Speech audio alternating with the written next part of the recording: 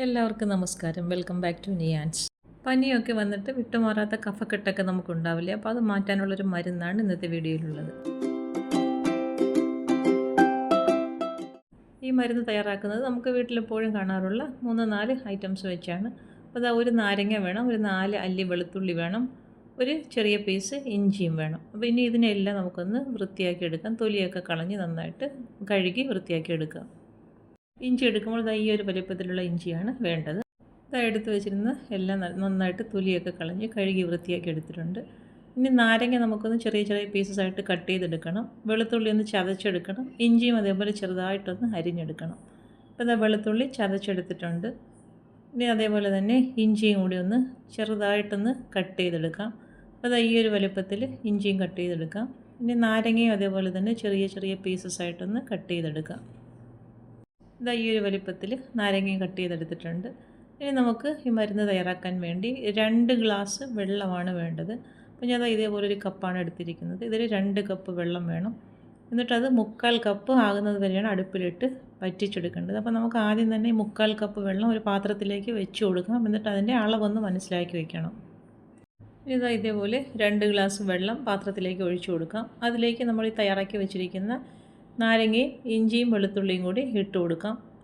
ഇട്ട് കൊടുത്തതിന് ശേഷം അത് അടുപ്പിലേക്ക് വെച്ച് കൊടുക്കാം. നാരങ്ങ തൊലിയോടെ തന്നെയാണ് കട്ട് ചെയ്തെടുത്തിരിക്കുന്നത്. ഇനി ഇതേപോലെ അടുപ്പിലേക്ക് വെച്ച് കൊടുത്ത് ഫ്ലെയിം ഓൺ ചെയ്ത് കൊടുക്കാം. ഇനി അടച്ചു വെച്ചതിന് ശേഷം നന്നായിട്ട് വെട്ടി തിളയ്ക്കുന്നത് വരെ ഒന്ന് വെയിറ്റ് ചെയ്യാം. ഇതേപോലെ നന്നായിട്ട് വെട്ടി തിളച്ച് വരുമ്പോൾ അതിലേക്ക് ഇതേപോലെ 2 നുള്ള് മഞ്ഞൾപ്പൊടി ഇട്ട് കൊടുക്കാം. അതേപോലെ തന്നെ 2 നുള്ള് കുരുമുളക് പൊടിയും കൂടി ഇട്ട് കൊടുക്കാം. വീണ്ടും ഇത് മൂടി വയ്ക്കാം. ഇടയ്ക്കൊന്ന് തുറന്ന് നോക്കിയിട്ട് വെള്ളം എത്രത്തോളം ആയെന്ന് നമുക്കൊന്ന് നോക്കണം. പിന്നീട് വീണ്ടും ആ വെള്ളം 3/4 കപ്പാകുന്നത് വരെയാണ് വറ്റിച്ചെടുക്കേണ്ടത്. ഇപ്പോൾ ആയിട്ടില്ല. അപ്പോൾ വീണ്ടും അടച്ചു വയ്ക്കാം. ഇടയ്ക്കിടയ്ക്ക് തുറന്ന് നോക്കിയിട്ട് വെള്ളത്തിൻ്റെ അളവ് നോക്കണം.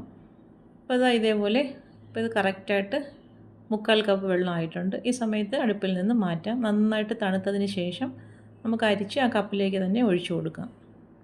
അപ്പോൾ കറക്റ്റ് 3/4 കപ്പാണ് നമുക്ക് ഈ മരുന്ന് കിട്ടിയിരിക്കുന്നത്. ഇത് ഒരു ദിവസത്തേക്ക് തന്നെ യൂസ് ചെയ്യാനുള്ളതാണ്. ഒരുമിച്ച് കുടിക്കാൻ പാടില്ല. 2-3 തവണയായിട്ട് കുറേശ്ശെയായിട്ട് കുടിക്കാം. കുടിക്കുന്ന സമയത്ത് ടേസ്റ്റ് ഒന്ന് ബാലൻസ് ചെയ്യാൻ വേണ്ടി വേണമെങ്കിൽ ഒരു നുള്ളു ഉപ്പോ അല്ലെങ്കിൽ ഒരു കുറച്ച് തേനോ ഇതിലേക്ക് ചേർത്ത് കൊടുത്ത് നന്നായിട്ട് മിക്സ് ചെയ്തിട്ട് കുടിക്കാം. അത് ആവശ്യമുണ്ടെന്നുണ്ടെങ്കിൽ മാത്രം മതി. ഞാനിതിലേക്ക് ഉപ്പാണ് ചേർത്ത് കൊടുക്കുന്നത്. അപ്പോൾ ഉപ്പും ചേർത്ത് കൊടുത്ത് നന്നായിട്ടൊന്ന് മിക്സ് ചെയ്ത് കൊടുക്കാം.